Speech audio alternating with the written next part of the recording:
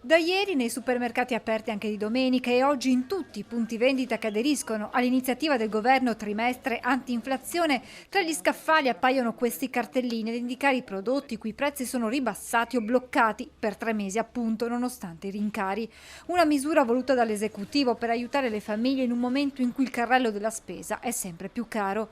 Questo è l'elenco di market e farmacie aderenti consultabile sul sito del Ministero delle Imprese e del Made in Italy. Domenica, primo giorno effettivo, è stata una giornata impegnativa. Molti clienti non avevano le giuste informazioni e si aspettavano lo sconto del 10% sull'intera spesa. Abbiamo passato il tempo a spiegare loro come funziona, ci racconta la dipendente di un supermercato. Ma i trevigiani che sono andati a fare la spesa in queste ore hanno visto da vicino l'iniziativa attraverso i cartellini inseriti tra le corsie e c'è chi scopre lo sconto guardando lo scontrino all'uscita dal centro commerciale. Ha avuto un risparmio? Penso di sì, sì. Lo sapeva di questa iniziativa del 3 mesi? Sì, l'avevo sentito. C'erano un po' di sconti oggi. E ho visto i prezzi ribassati, sì.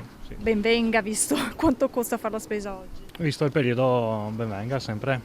Ho visto che erano parecchi, infatti ne ho approfittato. Si deve rinunciare a qualcosa ultimamente per riuscire a quadrare i bilanci?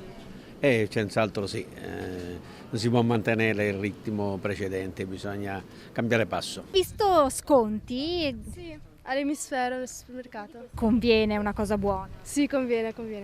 perché costa sempre di più fare la spesa. Sì, dipende poi ovviamente i posti. Sarebbe utile, così vanno incontro anche le famiglie più bisognose. Direi. Anche perché sì, costa sempre di più fare la spesa. sì, decisamente di più.